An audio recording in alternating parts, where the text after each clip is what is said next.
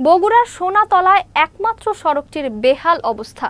সংস্কারের অল্পদিনের মধ্যেই সড়কের বিভিন্ন জায়গায় সৃষ্টি হয়েছে খানাখন্দ। এতে মানুষের চলাফেরা ও যান চলাচলে পোহাতে হয় নানা ভোগান্তি। এলাকাবাসীর অভিযোগ, স্থানীয় 2 চেয়ারম্যান ও মেম্বারের বালুবাহী ড্রাম ট্রাক চলাচলের কারণে সড়কের এমন বেহাল দশা হয়েছে।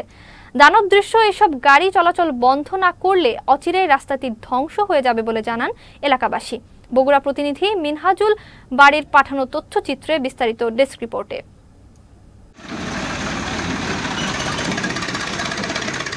অ্যাব্রো-থ্যাব্রো এই সড়কটি দেখে মনেই হবে না একসময় এই রাস্তা দিয়ে সহজে চলাচল করত যানবাহন। বগুড়া সোনাতলার হলিদাবগা থেকে চরপাড়া পর্যন্ত প্রায় 3.5 কিলোমিটার সড়কটি এখন মরণ ফাঁদে পরিণত হয়েছে। 10 চাকার বালুবাহী ড্রাম ট্রাক চলাচল করায় সড়কটির এমন বেহাল দশা। দিনের চেয়েও রাতের বেলায় চলে এসব গাড়ির দৌরাত্ম্য। প্রভাবশালী মহল নদী থেকে বালু উত্তোলন করে এসব বিক্রি করছে রোডস অ্যান্ড হাইওয়ের কাজে।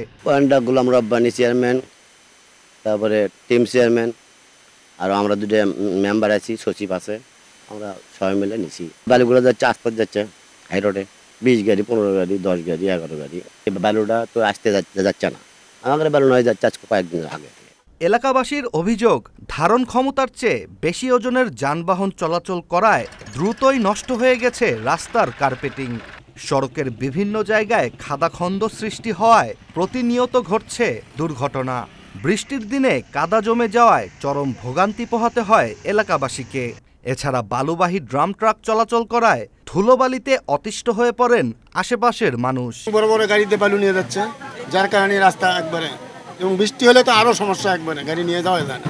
বালু যে আপনার ট্রাক দিয়ে নিয়ে যাওয়ার পরে রাস্তা ভাঙে একবার শেষ হয়ে যায়। এই যে বড় গাড়িগুলো যায়, এই রাস্তাগুলো ঘাট নষ্ট হয়ে যাচ্ছে। এইগুলোর যদি ব্যবস্থা হয় আমাদের ব্যবসা বাণিজ্যের জন্য খুব ভালো হবে। রিক্সা ভ্যান এলে পার হতে পারে না, এবং ছেলে মেয়ে স্কুলে যাতে সমস্যা হয়, কাদা হয়, এদিকে পারই হতে পারে না গাড়ি ঘোড়া।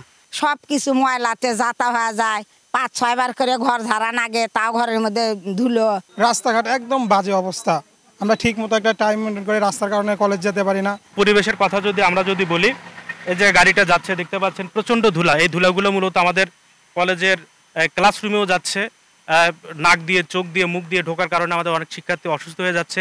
খুবই জরুরি ভিত্তিতে এটা যদি সংস্কার কাজ না করা হয়, তাহলে এলাকার মানুষজন এবং আমাদের শিক্ষার্থীরা অসুস্থ হয়ে পড়বে। এদিকে উপজেলা প্রশাসন বলছে, বালুবাহী ড্রাম ট্রাক চলাচল সীমিত করার ব্যাপারে উদ্যোগ নেওয়া হবে। বালি ট্রাকে এগুলো ওরা যে যখন পরিবহন করবে, তখন যাতে তারা যথাযথভাবে প্রিকশনটা ব্যবহার করে, সেটা নিশ্চিত করে তারা যাতে বালিটা পরিবহন করে, এটা আমি নিশ্চিত করার ব্যবস্থা করব। আমি অফিসার ইনচার্জ থানা, ওনার সাথেও কথা বলবো, এবং উপজেলা ইঞ্জিনিয়ার যারা রয়েছে। মানুষের স্বাস্থ্য ও নাগরিক সুবিধার কথা বিবেচনা করে সড়কে দানব সদৃশ্য এসব যানবাহন চলাচল বন্ধের দাবি জানান এলাকাবাসী। Istiaq Hossain, channel S news desk.